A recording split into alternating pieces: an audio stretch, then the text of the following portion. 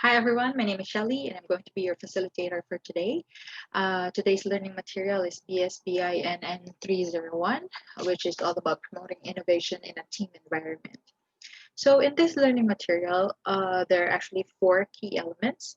So the first one would be we would be learning about creating opportunities to maximize innovation within the team. Basically, during the first part, we will learn why new ideas and improving work practices are important and how ideas are collected and evaluated. The second key element in this learning material is organizing in agreeing effective ways of working. So, in the second part, we will be examining how, through the use of your organization's human resources, you can facilitate innovation and change within an organization. The third key element would be about supporting and guiding colleagues. In the third part, we will be looking into the process of change and what support is required to make that change successful. Lastly, the fourth key element is about reflecting on how the team is working. On the final part, we will be looking at the change process, how it's kept on track, and how to measure the value of any change. All right, so let's start off with the first part. All right, so innovation and change. Well, basically, humans, at least in the last couple of years of history, humans are at their most inventive or innovative during times of crisis. No, where losing is not an option. So, like a person on the verge of bankruptcy is likely to take some normally unprecedented actions in order to recover. Yeah, or look at times of war. Technology thrives and great advances are made. But obviously, that being said, we shouldn't wait until a heart attack is imminent before adjusting our diet, right? And running the streets. In the same way, we shouldn't wait until World War III before looking at innovative solutions and preventing such. Uh, why? Because innovation means taking a risk, and it's much safer to take a risk while things are still under control than when they are not, right? Look at the heart attack situation or example that I mentioned earlier. Any mistake, I mean, even a small one, will probably be fatal, right? So it's better that we start innovating, taking the risk while we can still control or while the situation or the factors are still within under our control. So we mentioned innovation and change, but what does it actually mean? So creativity is the generation of a new idea. Innovation is the translation of that idea into a better product, to a better service, or to a better method of production. So many people have new ideas, but the difficult part is translating the ideas into innovative ways of completing a task. uh, creativity actually starts to happen, or creativity happens when an organization encourages staff to explore new ways of doing things. Not all organizations provide such an environment, though, as they may be uncomfortable with the process of change. So the change itself can be described as the unfreezing of the status quo, uh, moving to a new change state, and then refreezing the new change so it becomes the new status quo. Okay, so why change, right? But there's a saying that the only thing constant in this world is change, right? Anytime that there is a need to change to meet a challenge, there is a need to be inventive. uh, when going down the current path is not going to allow a product, a process, or a service to maintain its current standing, there seems little value traveling down that path. So why change? Well, number one, there's the advancing technology. Technology is changing fast. New products come from new and old competitors. So this is one of the reasons why there should be change. Another one would be changing environment, like technology that's changing fast. our environment is also constantly changing. Product lifetimes are shorter, products need to be replaced sooner. Um, there would also be, changing industrial structures and strategies. What would have worked before might not work now, or now there would be a better way of doing things, better strategy plans, better industrial structures. Another reason would be that the society itself is evolving, is continuously evolving. People have different expectations now than they did probably about like what 10 years ago. Look at what a 20, like for example, look at what a 20 something person wants now compared to their parents at the same age. um Another reason for change, or why would you change, is because there if the society is evolving, customer desires are also evolving. So customers now are more sophisticated, segmented, demanding, and they expect more in terms of customization, newness, quality, and price. Also, because competitors improve their products, processes, and services. I mean, if your competitors are doing all of these changes, getting their churning out new products, better products, then you can't just not change. You have to keep up if you want to, obviously keep your market share, keep your lead in the business. With markets and technology changing fast and good ideas, actually being quickly copied, there is continual pressure to devise new and better products, processes, and services faster. Also, it's part of the consumer psyche. Consumers or customers stop buying old products and services. So when customers stop buying a product or wanting a service, they need to be replaced with new products and services. So those are just some of the reasons why there will be change. There, along with that, if you wanted to change, then you would have wanted to translate your new ideas uh, into better products, better services, right? So there are different types of innovation. So a number of frameworks have been used to look at the types of innovation. Generally, these approaches for categorizing innovation consider the sources of innovation from past successes or attempt to identify where to look for new innovation in the future. The variety of innovation types demonstrate what the benefits of innovation are, not limited to new product development. So what? So one type would be breakthrough. A breakthrough innovation is what most people think of when they think of innovation, something new, bold, and way ahead of the next best thing. Well, a breakthrough product often combines the functionality of several different products all into one. Like for example, when the iPhone came out, its simplicity, beauty, power, well, in terms of computing capabilities, functionality, and ease of use, that was ahead of every other phone in the market.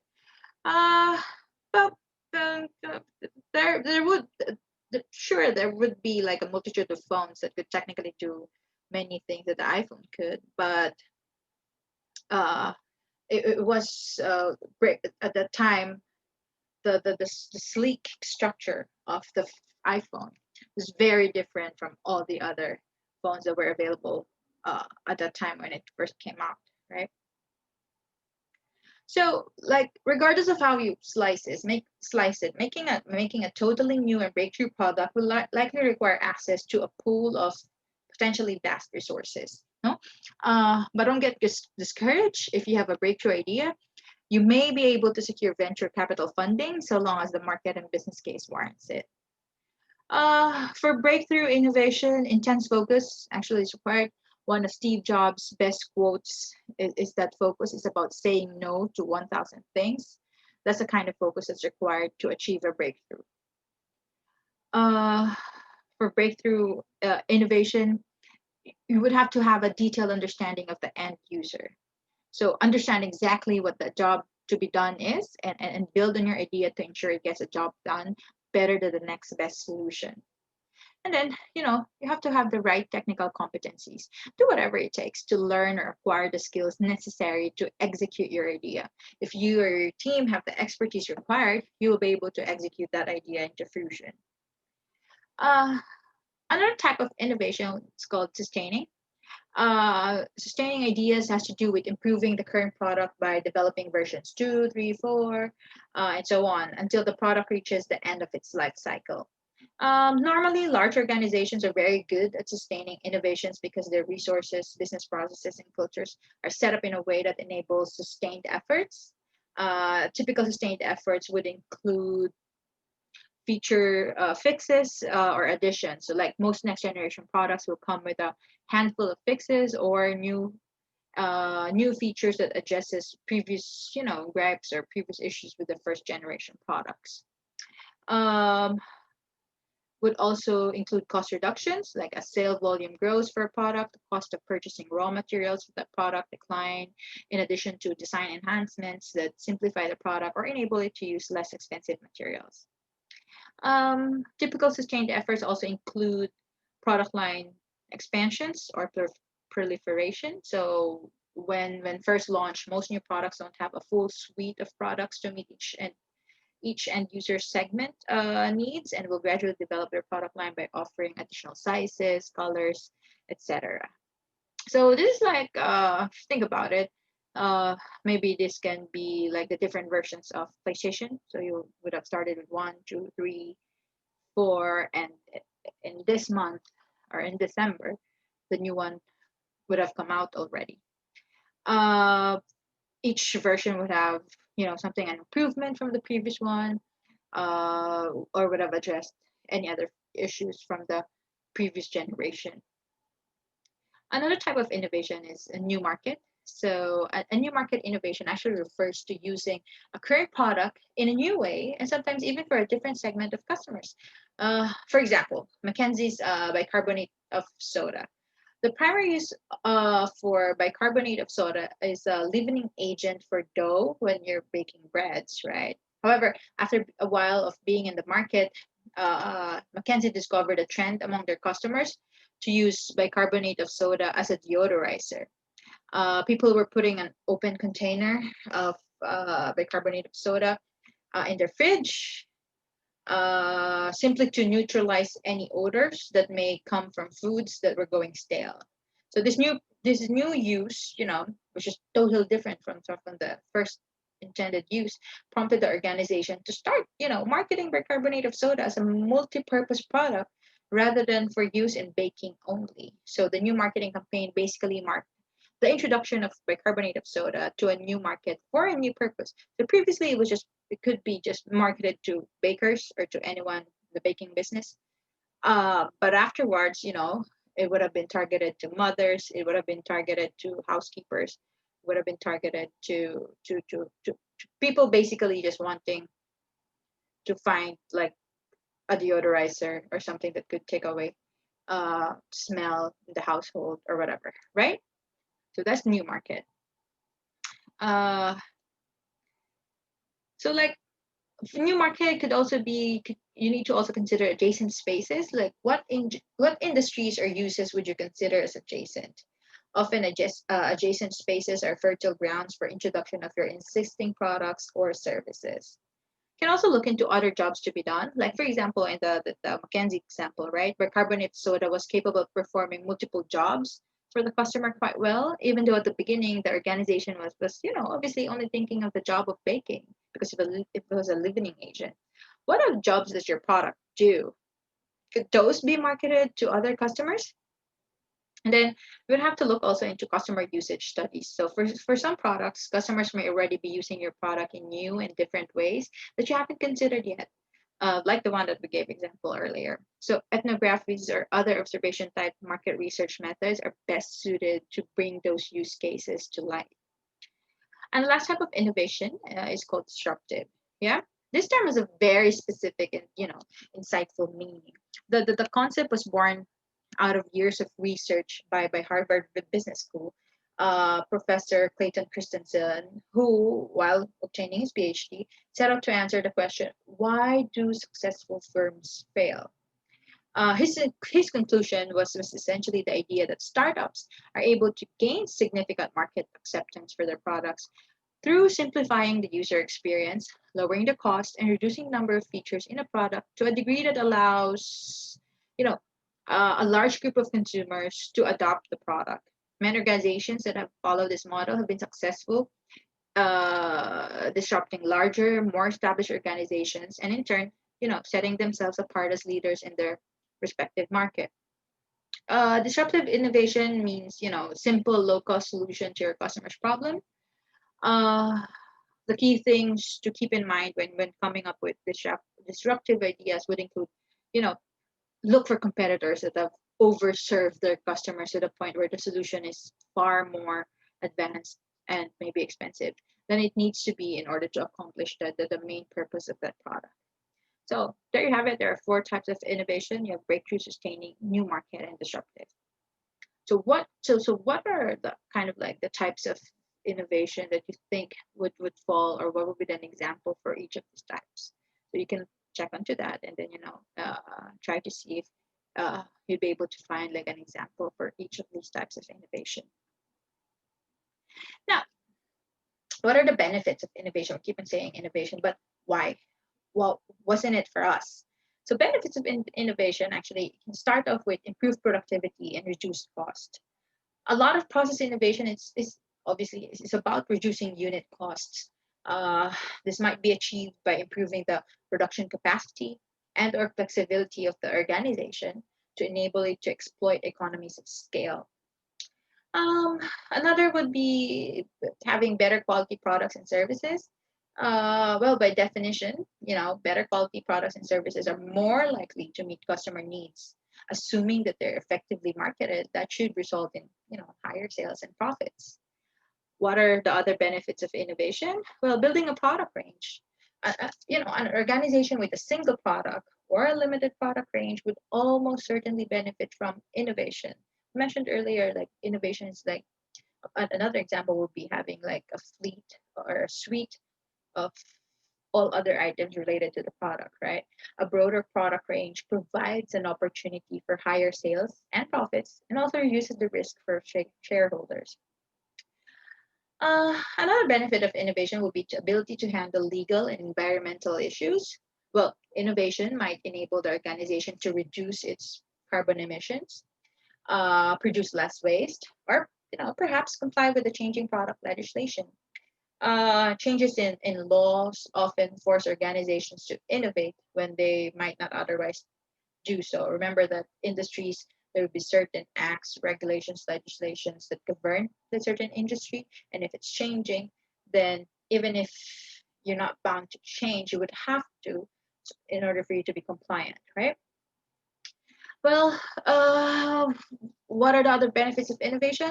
Well, one would be more added value because effective innovation is a gateway to establish a unique selling proposition or USP for a product, right? Something which the customer is prepared to pay for more, uh, and obviously which will help a business differentiate itself from its competitors. Additionally, another benefit of innovation is the fact that this could help improve staff retention, motivation, and easier recruitment.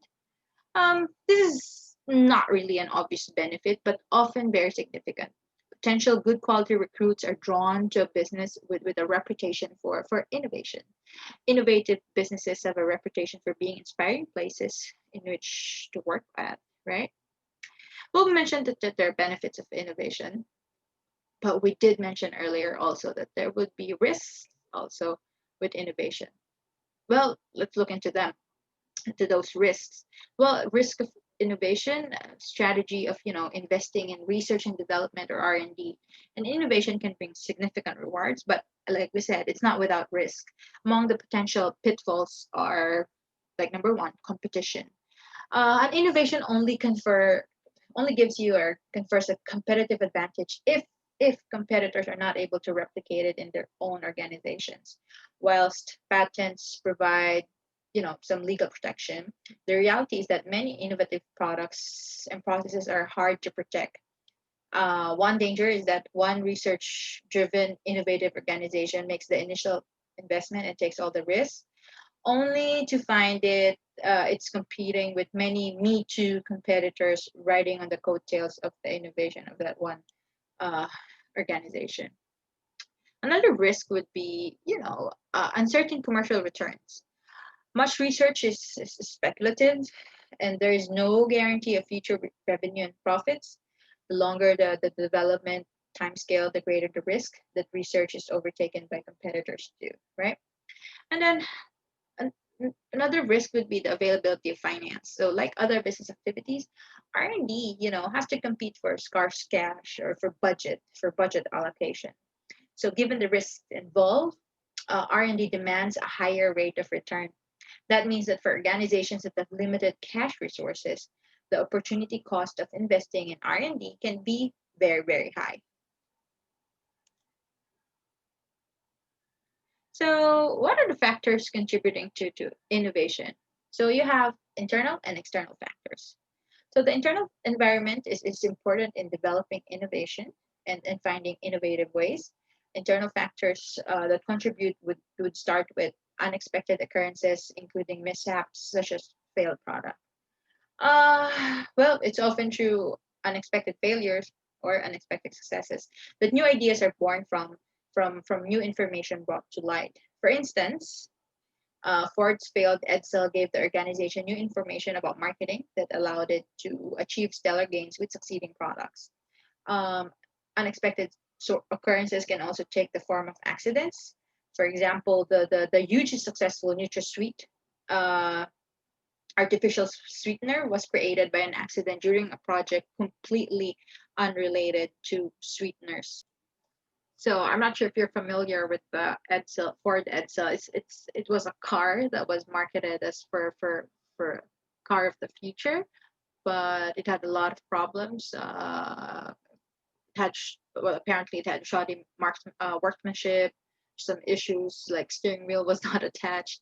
So from that, Ford learned how to be able to move on from that very expensive mistake and knew what not to do in the next set of models that they were going to come out with.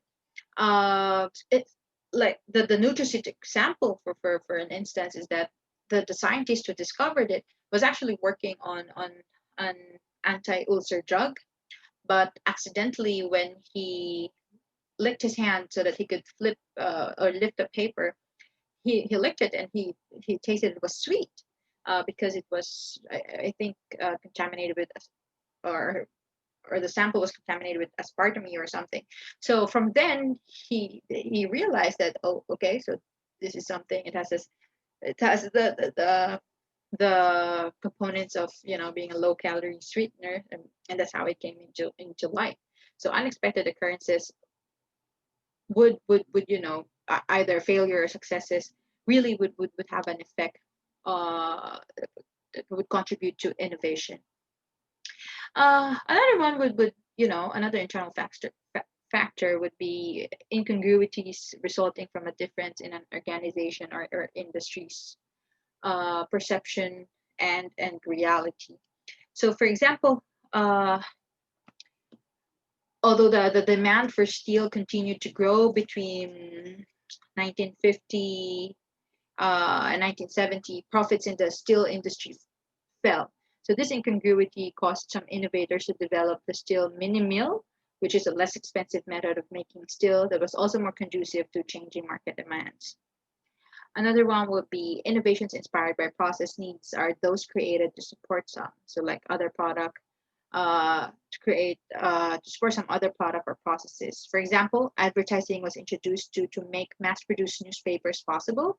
Newspaper publishers devised the ads to cover the expense of printing the newspapers on the new equipment that made such printing possible. So they were putting out the ads, and obviously for ads you would have to pay for the size of the advertisement if it's full page, half page, and the income that they were getting was used to pay for the new equipment that made mass producing of newspapers possible. Another factor or another internal factor contributing to innovation would be industry and market changes. So the fourth internal impetus to innovate often result in the rise or decline of successful innovators. For example, innovation and business savvy allowed IBM Group to effectively dominate the computer industry during the 1970s and the early 1980s. The Big Blue failed, however, to respond to a market switch during the 1980s from mainframes to smaller computer systems, particularly, workstation and personal computer networks. As a result, IBM's share of the computer market plummeted and profits plunged as more innovative newcomers had emerged in the market. So we've already covered the four internal factors that contribute to innovation. Now let's look into the external factors. External factors that cause innovation include demographic changes, shifts in perception, and new knowledge. For demographic changes, it affects all aspects of business. For instance, uh, an influx of Muslim immigrants into Australia has created new market niche for many food businesses, especially halal food. That's the best example. Likewise, an increase in the level of education of Australians has resulted in the dearth of qualified workers for some low-paying jobs, causing many organizations to develop new automation techniques. Changes in perception also open doors to innovation. For example, despite the fact that healthcare in Australia has continually improved and become more accessible, people have become increasingly concerned about their health and the need for better and more accessible healthcare. So this change in perception has generated a huge market for health magazines, vitamin supplements, and exercise equipment. And then, one of the strongest external factors for innovation is new knowledge or technology. When a new technology emerges, innovative organizations can profit by exploiting it in new applications and markets. For example, the invention of Kevlar, a synthetic material, has spawned thousands of new product innovations ranging from improved canoes and bulletproof vests to better tires and luggage. So those are the factors contributing to innovation, internal and external. Now, personal goals affect how staff perform. So we need to be able to create opportunities to maximize innovation within the team. While personal goals, how it affects your staff to perform, while they can serve as a motivation to be more productive and more successful, they can also cause conflicts between staff or between work and home. So when the individual drives of smaller players align to pursue a common goal, amazing things can happen. So businesses are most successful when the personal goals of staff are aligned with corporate goals. This can be difficult to do at times, but it is possible. So some organizations make this happen by allowing any team member to have input into most business decisions. However, if you're not ready to do that, you may consider some points to develop your team. So you need to evaluate and reflect on what a team needs and wants to achieve. So first, the team goal must be understood before personal goals can be leveraged in the pursuit of team objectives. Staff first need to clearly understand what the team goals are, obviously.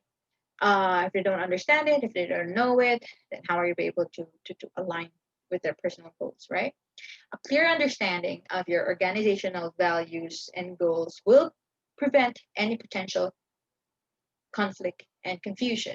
Once staff understand team goals, they're better able to and more likely to integrate them into their personal goals. Team leaders, HR, managers, and senior executives can help to smooth this process by offering feedback and having one-on-one consultation sessions. You also need to be able to find the middle ground. Like a lot of time, personal goals will be work related, such as achieving a sales volume, working a reasonable number of hours, organizing a specific project, or improving specific skills. Finding common ground between these personal goals and your organizational priorities can be hugely productive. So the easiest way to do it is to simply ask staff what they think the team can do to help them reach their personal goals. Make sure you follow up by clarifying, how their own goals are contributing to the overall team objective. Find out how it's related. Uh, and find that middle ground. When the team members help each other to grow personally, they also help the team grow as a whole. And then you would have to value personal goals as well. Managers and team leaders should value the personal goals of their team members. It's obviously wise to let staff grow both within and outside of the business. Don't suffocate the team by focusing only on organizational objectives. Of course, obviously, don't neglect the business by focusing only on personal ambitions either. You need to prioritize and find the balance between personal goals and team objectives. Doing this shouldn't be a battle. So both are important. Synchronize them, and then you should would be able to watch the business soar. Now, you would have to check out information about current or potential team members' work in the context of developing a more innovative team. First would be the team size. The size of your team will have a significant effect on the way the team works, right? The smaller your team, the faster they can work together. You will often find that the teams of about 3 to 5 people work best if you need your results quickly. Larger teams, though, on the other hand, generally produce better results, but they will require higher levels of supervision to be effective and not get off track. Larger teams could effectively be divided into two or more teams. There may be one team that manages the overall work, and then two or more smaller teams charged with specific tasks. Smaller teams, again, tend to work more efficiently. You'd also have to check out stages of team growth. Uh, Psychologist Bruce Stockman first came up with the descriptors forming, storming, norming, and performing back in 1965 to describe the growth stages of the teams. There is a value in reviewing these descriptors and the leader's role at each stage of the team development in order to understand the complexity of creating and managing high performing teams. You'd also need to check out how you're measuring team performance. So, how do you know when your team has reached the performing stage? High performing teams display certain characteristics. When seeking ways of measuring team performance, it's actually beneficial to assess how well the team is uh, demonstrating certain these characteristics. Like for resolving team conflicts, the key advantage that teams have over individuals is the diversity of resources, talents, knowledge, and ideas. Yet, the very attribute of diversity is also the driving force behind team conflicts. So, differences in terms of power, attitudes, values, and social factors can all contribute to team conflicts as well. So, we have to check out all of this information in order for you to uh, develop a more innovative team. So, people, like we mentioned, diversity, right? People tend to think of diversity as simply demographic, like a matter of color, gender, race, or age. However, groups can be disparate in many ways. Diversity is also based on informational differences, reflecting a person's education and experience, as well as on values or goals that can influence what one perceives to be the mission of something as small as a single meeting or as large as a whole presentation.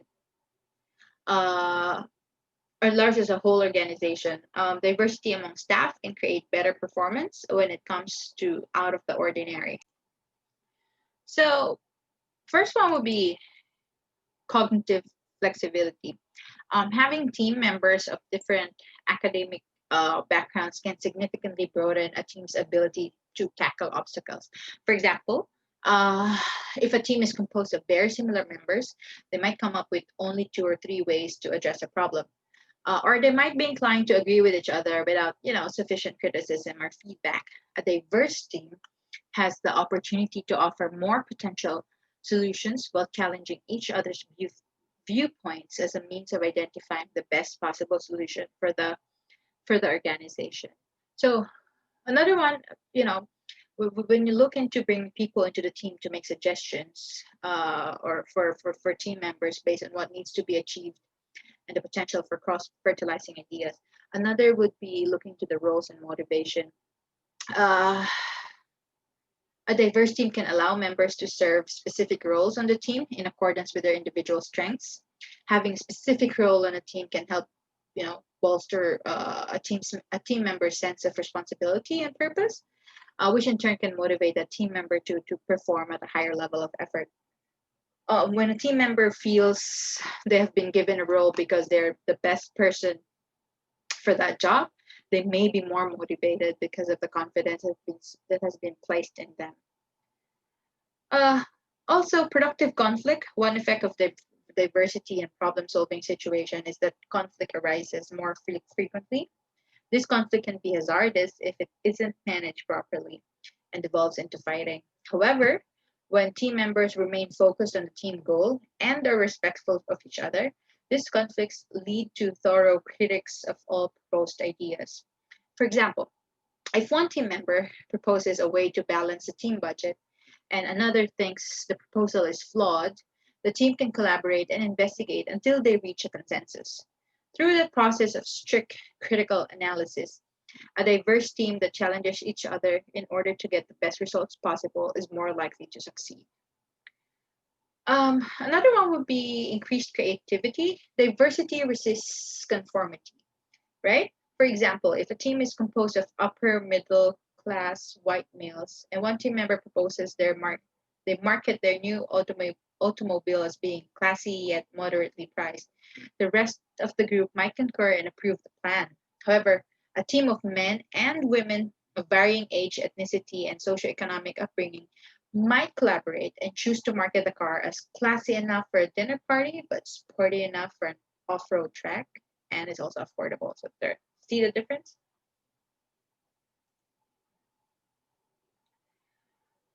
So in contributing or enhancing your team, should be able to acknowledge, respect, and discuss the different ways that people may contribute to building or enhancing your team, right?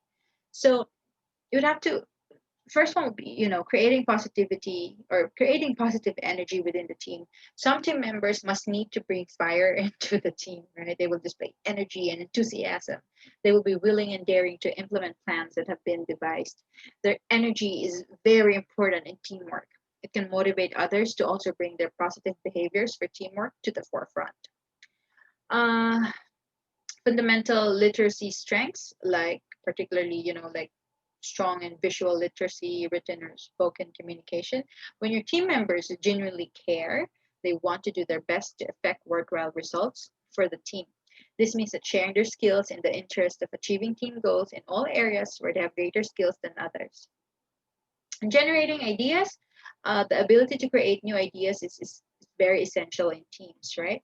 Those who possess and use this skill will usually consciously practice techniques that force their minds to forge new connections, break old thought patterns, and consider new perspectives. Now, uh, another one would be networks or spheres of influence. Yeah, your team members also invest time in cultivating personal connections, right? They listen to other team members and recognize important issues in their lives. They talk with them not just as colleagues, but as also as people. As a bonus, building these connections uncovers individual talents and strengths and helps the team get the most out of their staff.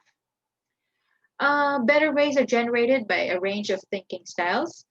Some people are very realistic, others very pragmatic, and still others analyze everything. Contributing your own style or particular way of thinking and encouraging others to share their thoughts will result in more ideas and possibly, improve results. Power of persuasion is also there. Persuasion is the action of process of persuading someone or of being persuaded to do or believe some things. It means that you do not threaten or coerce, just listening actively, discussing points politely, pointing out differences, and seeking mutually beneficial solutions. Problem solving is an invaluable skill in a team. There are generic skills and processes that contribute to success for any kind of problem, whether writing an assignment, conducting a student project, undertaking project work, or taking of an undertaking in your personal life. Well, in teams also, you can harness the benefit of having specific technical skills or knowledge. Everybody has different skills and different levels of knowledge. Well, no one has it all. So it is essential that all team members respect their own skills and those of others to ensure a well-balanced and creative team. Now, let's do some bit of knowledge check. So we have some questions here. and see if you will be able to answer properly. So first question, which of the following is not a good reason for change? A being the opposition is producing goods as of good quality but cheaper. New technology that will improve throughput is now available. The manager thinks it's time to kick the team out of its complacency. Customer sales of an item are starting to wane. Well, for this number, would be that the manager thinks it's time to kick out of its complacency, because all the others would be a good reason to change, actually.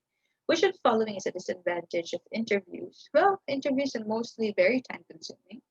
That's there because you would have to spend time asking a lot of questions.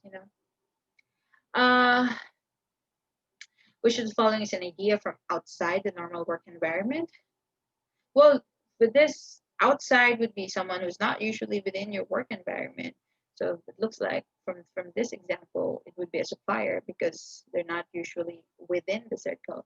A supplier suggesting a better product for packaging goods would be one, which is not necessary.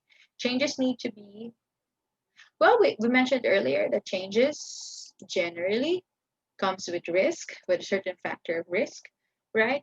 So there.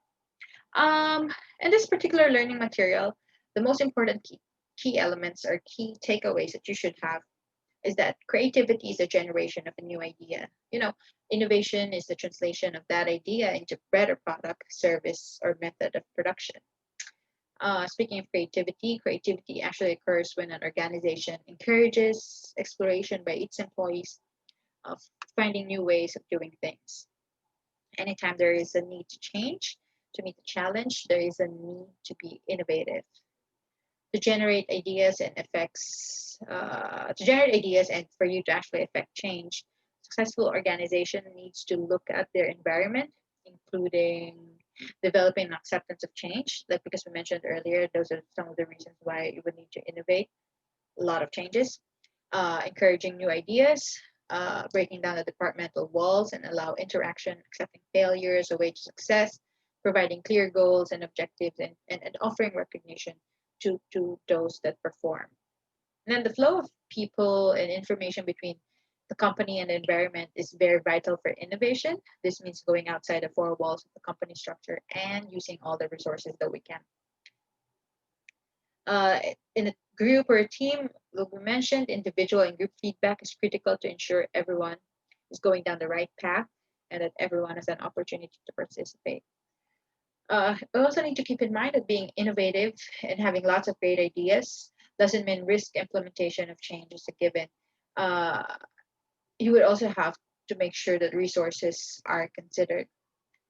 The innovation and change needs to be realistic and relevant to the organization. So let's look into these sentences and figure out which ones are true or false. First statement, businesses are most successful when staff personal goals are aligned with corporate goals. Yes, this has been mentioned earlier. Uh, Building and leading an organizational culture around a successful team concept is considered a critical leadership competency. Yes, that's right. Innovation is generation of a new idea. Actually, that's creativity, right? Innovation is the translation of that idea into a better product, service, or production method. Creativity is okay. So for this one, uh, it has been interchanged. So for the fourth sentence, creativity is actually the generation of a new idea. That's the correct answer. The challenges of the diversity are that in any team environment, people must work closely together to achieve results. Yes, that's true. Diversity is based on simple demographics. Actually, remember we said earlier, diversity is also based on informational differences, reflecting a person's education and experience, as well as values or goals that can influence what one perceives to be the mission of something as small as a single meeting or as large as a whole organization. Next statement, the internal environment is important in developing innovation and finding innovative ways. Yes, that's true. Group dynamics looks at how people form groups and how these groups develop and interact. Yes. Organizational innovation benefits from a diversity of personality types that fill different roles. Yes. The key advantage that teams have over individuals is the diversity of resources, talents, knowledge, and ideas. Yes, that's right. We now move on to the next part of the material. Okay. Uh, well, people are the most important resource that we have, right? They are the make and break of any change.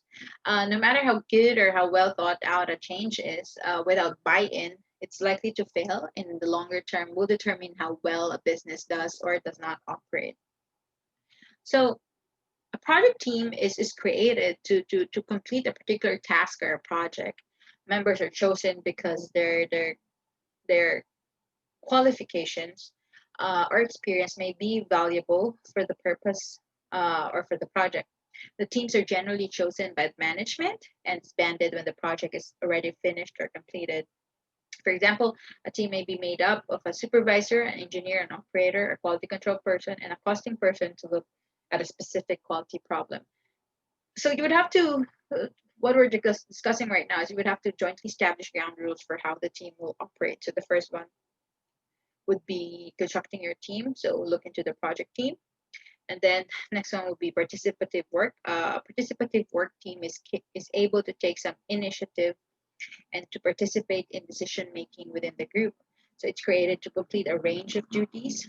An example may be a team whose task is to design and implement safety and health policies and procedures in a workplace. So you'd have to figure out what type of team are you going to have: a project team, a participative work team, or a self-managed team. Self-managed team creates new ideas, makes decisions, and achieves results. They're often linked to processes and they're suited to dynamic and flexible organization in which the teams need to respond quickly to changing circumstances. An example may be the financial team within an organization. They may look at work design in the financial sector, challenging legal requirements, cash flow projection, and problems. Next, you would have to agree and communicate responsibilities in ways that encourage and reinforce team-based innovation. So you would have to have ground rules, no? The concern must always be not only in getting the work done, but on how the work gets done, right? Ground rules are very important. These are important tools for helping individuals function together as a team. They reflect what is important to the members about how they work together. Ideally, the rules are set at the first meeting, right? Allowing them to become second nature to the team. Discussing ground rules after problems arise is much more difficult. So ideally, really, you would have to, when you first meet as a team, you would have to set the ground rules so that there'll be some sort of like a reminder, guidelines, on how the team should be functioning. On the ground rules, you normally would define tasks, process, norms, steps, and what are your sample ground rules. So what are the expected activities and deliverables for the team, right? How will the activities be carried out? How will team members interact with each other? For decision making, knowing how people work and their roles is invaluable in getting the best from them. So teams also need the knowledge to make effective decisions. Uh, um, Teams also need the there are a wide range of decision making tools that can be used. You need to know which tool to use and when. You will find that a useful means of doing this is to think through exactly what decisions you need to make and the tools that you need to use and agree to them at the beginning of the process also, right? So what are some of those examples? So decision making by authority, expert opinion, considering individual opinions, team leader makes decision after the discussion, decision by minority, voting, consensus. So these are all types of examples of how to come up with a decision. So usually decision by authority would be, someone who would be like top management or something. Expert opinion, you would be uh, getting feedback or advice from experts in the field. If it's medical, then you probably or research, then you probably have to look into doctors. Considering individual opinions of the team members. So these are some of the examples. So you need to agree and communicate responsibilities in ways that encourage and reinforce team-based innovation.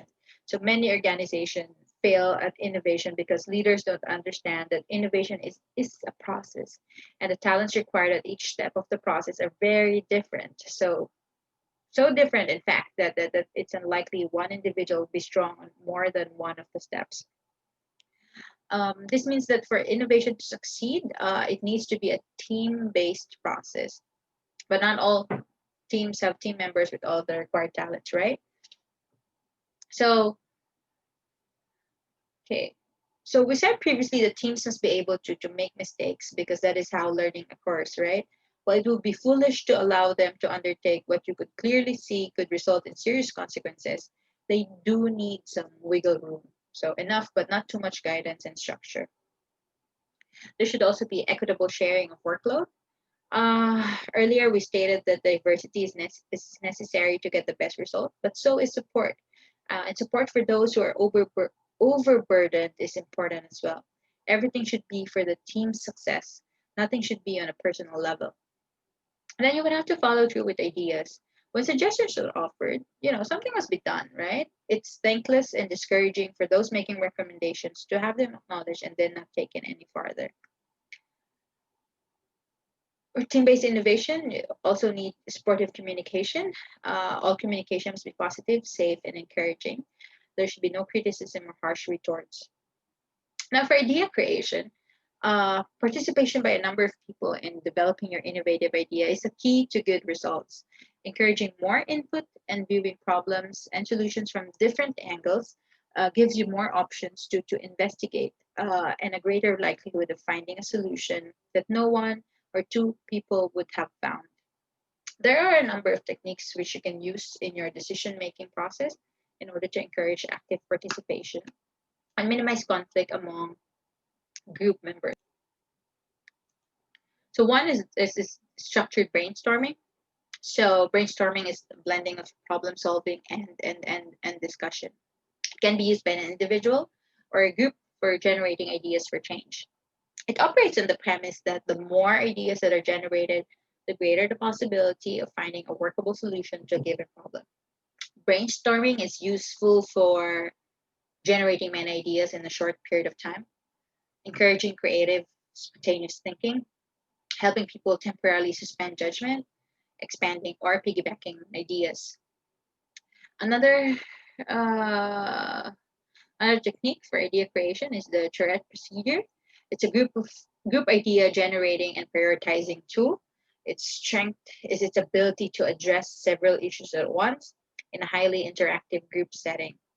The procedure involves several small groups or individuals simultaneously discussing parts of the big picture, then passing their ideas on to the next group for refinement, enlargement, and eventually prioritization. It's especially useful when a group has decided on what they want to do, but is unsure of all the details involved and how to do it. Another technique for idea creation would be storyboarding. Storyboarding is a technique used to organize and visually display information. Storyboarding works best with a small group of like what, 5 to 8 people. It can be used with large groups that are divided into smaller groups, though.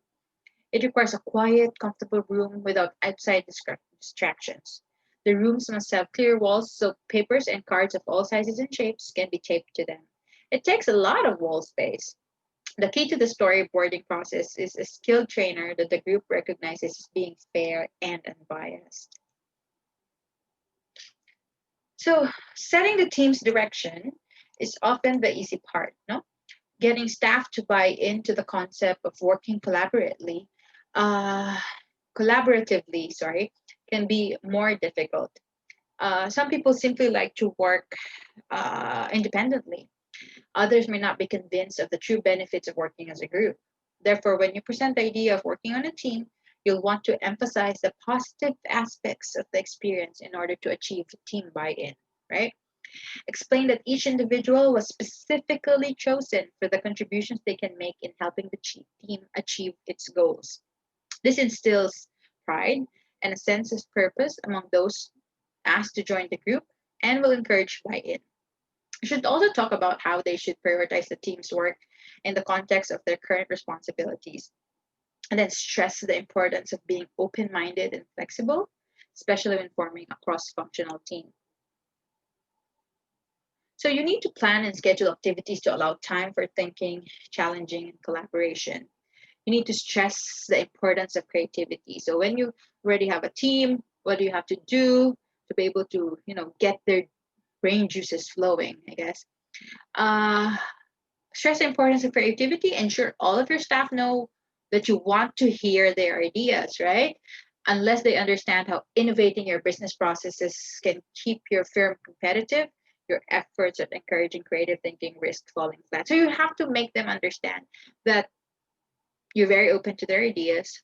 We need to be creative, and they need to understand why innovating is key to your firm's success. Otherwise, if they don't understand why they have to do, why they have to think, why do we have to change, why does the business have to innovate, then unless they understand all of those, they wouldn't be able to, like put in the effort that you want them to do, or you wouldn't be able to get them to think creatively, I guess, or to contribute to that activity.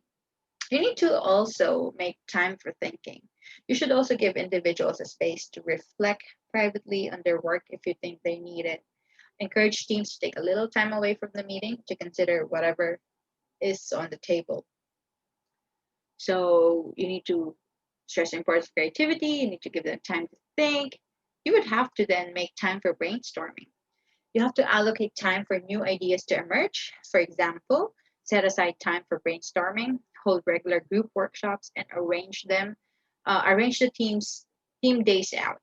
A team involved in a brainstorming session is likely to be more effective than the sum of its parts.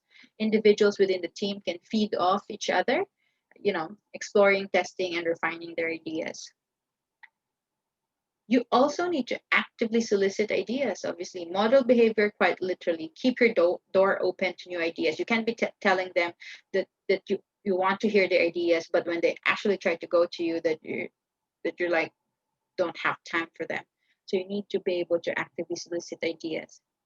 You also need to train staff in innovation techniques. So your team may be able to bounce an idea around, but may be unfamiliar with the skills involved in creative problem solving. You may find training sessions in formal techniques such as brainstorming, lateral thinking, and mind mapping worthwhile. You also need to cross fertilize. What does that mean? Broadening people's experience can be a great way to spark ideas. Short term job swaps, embodying can introduce a fresh perspective to roles. Encourage people to look at how other businesses do things, even those in other sectors, and consider how they can be adapted or improved. Appropriately creating greater diversity in the team can help too. So, uh, well, that's like in the job that I do, I sometimes get assigned to other branches, and each branch would or each department would have their own peculiarity. So when I'm actually working at another branch or another department, I look into how they do the usual stuff and what are their best practices, and get ideas on how those if if how those ideas or how those processes can be implemented in my own department if possible, or if I see something like a technique that they use, even if the process is not similar, if I see that it's something that can be used to to to help my team in another aspect, then I try to kind of like borrow that particular technique. So it's kind of like that way also. So you would also need to challenge the way the staff works. You need to encourage individuals and teams to keep looking anew at the way they approach their work. Ask people whether they have considered alternative ways of working and what might be achieved by doing things differently. You also need to be supportive. Um, Respond enthusiastically to all ideas and never make someone offering idea, however hopeless, feel foolish. Give even the most apparently outlandish of all ideas a chance to be aired. You also would have to tolerate mistakes. A certain amount of risk taking is inevitable with creative thinking. Allow people to learn from their mistakes. Never put off the creative flow by penalizing those whose ideas don't work out. As you're tolerating mistakes, you also need to reward creativity. Motivate teams who come up with winning ideas by actively recognizing creativity. For example, through an award scheme, right? You could even demonstrate a recognition that not all ideas work out by rewarding those who just have a rich flow of suggestions, regardless of whether they're put into action or work. And then, you've been asking all of these ideas, right? You act on ideas. Remember, innovation is only worthwhile if it results in action. You would have to provide the time and resources to develop and implement those ideas worth acting upon. Failure to do so not only means your organization will fail to benefit from innovation, but flow of ideas may well dry up if employees feel the process is pointless. Now, we mentioned earlier you have to have some sort of reward, right? So you need to establish personal reward and stimulation as an integral part of the team's way of working. So it provides a way to say thank you to your team and helps motivation. Always publicize your successes both inside and outside of the organization. This will help raise you and your team's profile and credentials for future tasks. Completion of a task and the steps along the way can be intrinsically rewarding for project team members. Outwardly celebrating successes can also be a source of innovation for the or motivation for the team rather. When milestones are reached, they should be communicated to team members and stakeholders. Celebration takes many forms, falling into categories like formal and informal. So basically, if you meet your times milestones like earlier, celebrate in the sense that acknowledge, hey guys, we are X days ahead of milestone Y. So congratulations to everyone. You can now move on to the next part, right? I mean, uh, something short as that is recognizing that thank you for all the efforts, right? For your team. This would actually help boost the morale also, and let everybody know how well you guys are doing. Uh, and not just internally, you would also like give an update to the management, right? Like the team is X days ahead, so and letting the management know what your team has been doing, has been performing, or how well they have been working, could also boost the morale of everyone. So for the next activity, you would have to write a paragraph about the following key statements. So participation in change is important because the key aspects of idea generation to brainstorming are. So why is participation in change important? Well, obviously, like we mentioned, participation by all team members and affected employees the key to good results, right? The more input and opportunity to view problems and solutions from different angles gives the team more options to investigate and a greater likelihood of finding idea that no one or two people would have found. Uh, Brainstorming a lot of things. There are key aspects of that. Individuals and teams must be encouraged to squeeze all the knowledge and experience out of the company's greatest assets, which are its people and stakeholders, and use the competencies of each person for the individual and company benefit. So, some of our key takeaways for this second element of the learning material is that number one, people are the most important resource we have. They're the make and break of any change, right? Then you put these people together. Teamwork is the most common way of using our most important resource in a constructive manner. Teams can make a major contribution to an organization because of their skills and because of the vast overall amount of knowledge that can be shared. Generating ideas for change is often best handled within a team. Each team member will bring their skills together with those of other individuals in order to achieve a specific set of goals. An innovative company, well, requires leadership that will instill the right culture and working practices. It requires management openness to new ideas, experimentation, as well as being able to manage and implement change. And then teams don't just happen, they evolve over time. Teams go through stages as part of the evolution. Uh, Communication is very important to getting results so that everyone is headed in the same direction. Otherwise, it might just fall apart. Participation by all team members is the key to good results. And there are a number of techniques which you can utilize in your group decision making process in order to encourage active participation. For example, like brainstorming, the charrette procedure, and storyboarding. And then most innovation hits the front lines where people will have to change what they do on a daily basis and how they do it. This is difficult. They may find all kinds of excuses to avoid change, right? Being involved in the decision making process makes change more palatable to them. If you get their buy-in, then they're more likely to implement the change or to do the change, right? Now let's do some bit of knowledge check for the second part. Ground rules are an important tool for helping individuals function together as a team. Yes, and ground rules are best laid out during the first meeting. Many organizations fail at innovation because leaders don't understand that innovation is a process and the talents required at each step of the process are very different. That's true. Next statement. The key to creating a culture of innovation is leaders to recognize the talents needed, identify those talents in their team members, encourage them to select the stars in working through the innovation process. Well, actually, the key to creating a culture of innovation is for leaders to recognize the talents needed, identify those talents in their team members, and encourage full team participation in working through the innovation process, not just the stars. Setting the team's direction is often the hardest part. Actually, it's more like often the easiest part. Getting them, keeping them stay on track would be harder. Some people like to work by themselves, and the thought of working with other people on a regular basis makes them uncomfortable. Thus, it may be difficult to get team buy-in from them. Yes, this is actually true. When you present the idea of working on a team, you need to make sure you spell out all the good points about teamwork so that you can sway staff members toward optimism, excitement, and buy-in. Yes, that's true. You can help your organization innovate by creating a culture in which all employees are actively encouraged to put ideas forward. Yes, that's right. Completion of uh, steps along the way can be intrinsically rewarding for project team members. Yes. Uh, this is a technique used to organize and vision. No, this would actually be a group idea generating and prioritizing tool. Outwardly celebrating successes can be a source of motivation for the team. When milestones are reached, they should be communicated to team members and stakeholders. Yes, that's right.